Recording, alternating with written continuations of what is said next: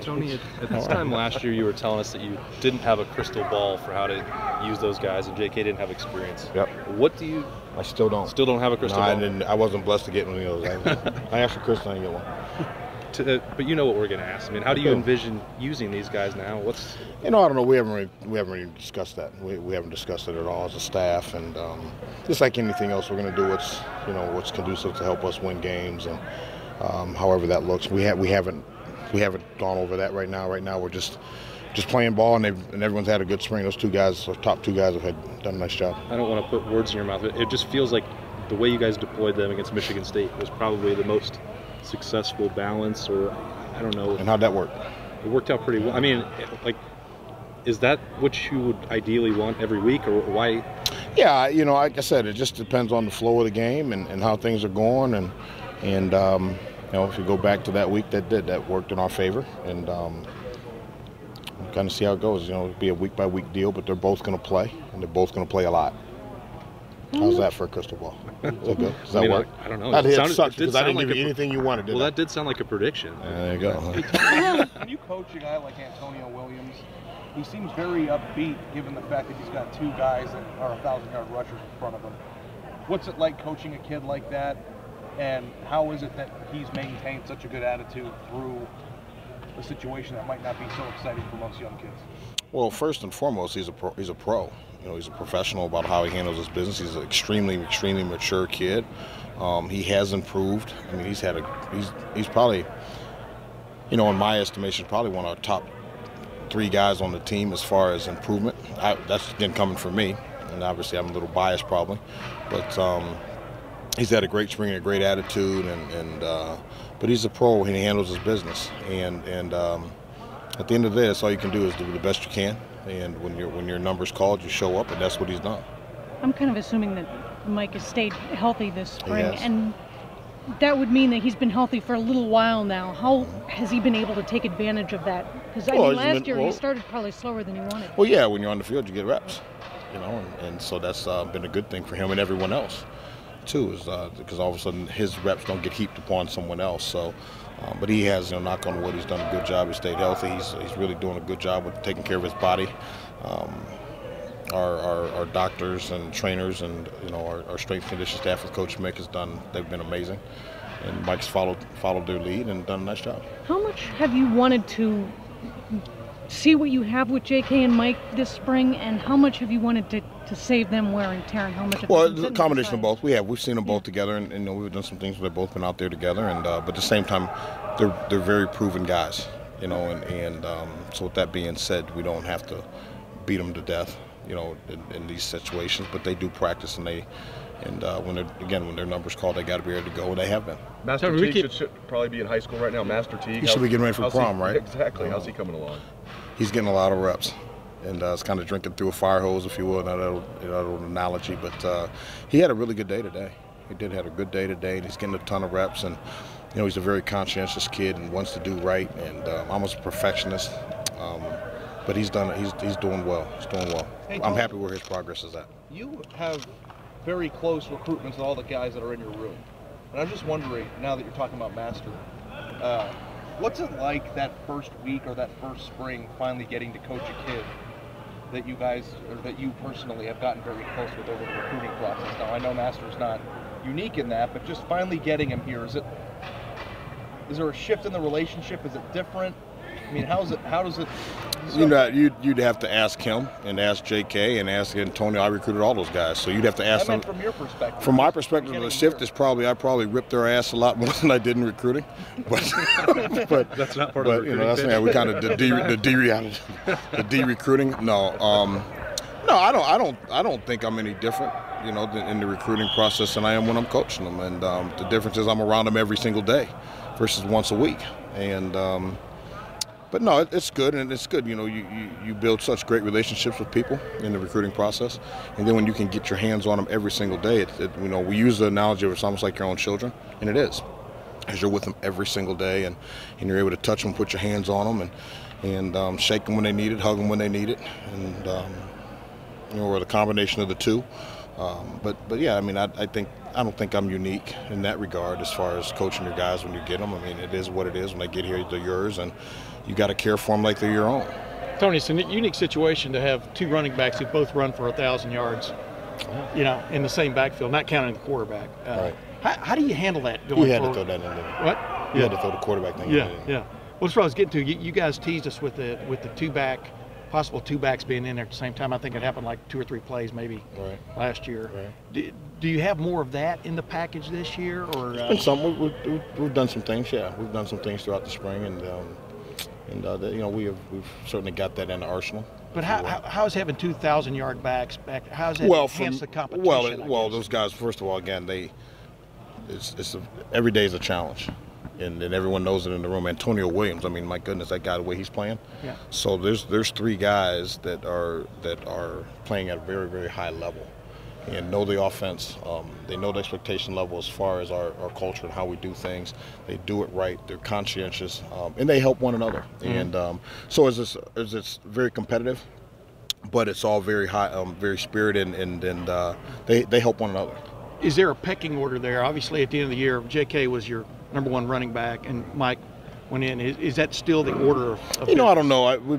I think we could go and could probably chart it where they're about 50-50 right now. You know, then Antonio's getting his fair share, his lion's share as well. But those 2 are going about 50. You know, Mike and J.K. are about evened out 50-50 as far as reps. And how have you seen it play out from the standpoint of the experience factor?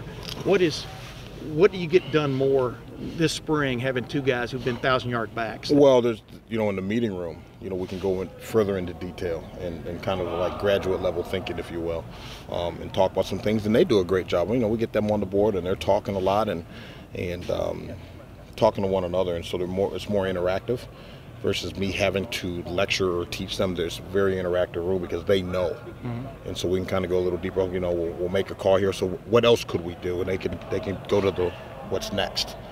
So that's fun, and to be around your guys that know the offense, and so it's good. And it helps Master out a lot too, because he's got 3 experienced guys in there. Tony, you guys were really successful last year, obviously, with the running backs having 2 1,000-yard rushers the way that you did. Right. I was wondering, in an effort to always improve, did you guys ever take a look, or do you ever look at other teams like Georgia and what they were able to do with 2 very good backs, 2 NFL backs, and do you like adapt or change or do anything? Well, no, we're going to do what we do. You know, obviously, in the off season, we always do some off season studies, and you study people that are doing some things you might want to look into, and so yeah, but that's not just Georgia and by us. I mean, that's in anything you're doing. You kind of evaluate what you're doing, look and say, well, here's what we can do, and who's doing X, Y, and Z out there that might be conducive to what we do, and you go and study them. That's everybody all over the country, so we're not unique there as well. But yeah, I mean, we looked into some of that. You mentioned the quarterbacks. Has anybody stepped in? We haven't talked to anybody since last week. Has anybody stepped up at quarterback? I mean, you'd have to ask the quarterback coach. Tony, how much is can you get him out here? Does the phrase like keep all the backs happy? No. Is that part of your vocabulary? Yeah, or just win the game? What's your name? My name is Doug. Doug, okay. I'm not a kind of guy that keeps people happy. I didn't just ask my children. No, I'm not worried. Yeah, no. I'm not into keep people happy. And the guys that deserve to play are going to play. There's going to be a lot of competition. They all know it. They're going to champion each other's successes and help one another out when they're not having success. Somebody better help pick them up, because that's part of the culture of our room. And you know, we go as one goes, we all go. And it's not about keeping guys happy. Guys that produce are going to play, and guys that earn the right to play will play. And it's not about keeping people happy. You're happy when you win. How much do we see? How much do we see J.K. and Mike on Saturday in the spring game? Are they in the spring game? Yeah, are they the guys that will play a few and then sit up? Yeah, they're going to play. Yeah, those guys will play in the spring game. I can't tell you how many reps. Yeah. You know, I mean, again, I'm not going to risk doing some stuff to them that we don't need to, but they'll be out there. Yeah. Tony, how much has Antonio closed the gap? A lot. He's one of our most improved players, I believe. Again, it's being biased, but he's closed it a lot. He's really improved his game from top to bottom. And how is he comes in like all these guys as blue chip guys, and he comes in and he kind of gets drop to the bottom of the pecking order and take some time to work his way up. Yeah. How do you handle everything? Again, very professional. And you know, does he like it? No. Well, you know, if you don't like where you're at, work harder. Right. And he's done that. And he's really improved. And the things that Mick and them have done with him as far as his speed and conditioning and strength levels, and he's become a much better football player. And great. He's one of the leaders in my room. He's a great leader and helps, you know, does a great job in recruiting. I mean, just overall, he understands the culture of this program and what we're trying to do, and he's doing a great job. Proud of him. Hey, Tony, yes, Kevin had talked about how with the continuity in the offensive staff, there's more comfort there now. Right. What kind of payoff could that bring to you guys this year? Well, just I'm saying, just the comfort level, you know, and you when you're comfortable, you play a lot faster, and when you play a lot faster, you're probably being a lot more efficient. But comfort level and the coaches also in absolutely. Oh, absolutely. Like as our staff, it's almost the same as a player. Absolutely, and you know, you very cohesive unit in the staff room, and which leads to cohesive units in the unit rooms, which lead to cohesive locker room. And so yeah, I think it all goes hand in hand. You've got two coordinators in that room, not co-coordinators. You got two coordinators. So right.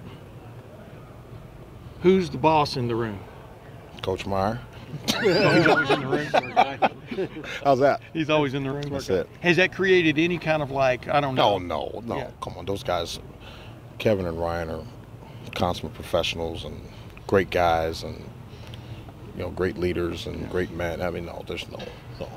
We're all professionals. So from your vantage point, who on the offensive line, those young guys, who has caught your eye? Because obviously you get to catch, you know, even when you're watching video, you see what they're doing. Thayer Mumford has done a really nice job. Gosh, if I had to just pick one, that you know, he'd be the guy that's really kind of, to me, and kind of stood out. He's done a nice job. Has Prince picked up pretty well at left tackle? Yeah. What have you seen? Yeah, he's done a nice job too. Yeah, done a nice job too. Yeah. If Antonio Williams has earned the playing time, and it sounds like he has, how do you get him a steady share of carries with J.K. and Mike? Don't know yet. As Dan said, I got to keep him happy, so I don't know yet. I'm playing with you. You were a running back before, though. I mean, you know, back in the day. Right. Wasn't very good. Most running backs think you got to get 10 or 12 carries just to get into the flow of a game. What's your philosophy on that now, with this offense? God, you know, I don't know. I mean, again, it goes back to the question earlier about the Michigan State deal, and I think it's just how, you know, the flow of the game and how it's going, and the one thing you do is you like guys that I want all the carries. I was that way too with Coach Bruce. I wanted all the carries. Yeah. But at the end of the day, you know, you do what you do, and as I've gotten older in the thing, it's, you know, what's best for the team, and maybe the best for the team is that I don't get all the carries, and as long as we're having success, and those guys have all bought in, but they're highly confident guys, so they want it. You know, they want to put it on their shoulders too, and Antonio right there with them, so it's all good. Yeah, that's what I'm. Can that ever be? And you've done this a long time, Tony. Right. Can that, when you have multiple guys who feel like they're capable of being the guy, can that ever be bad? Oh, or is no.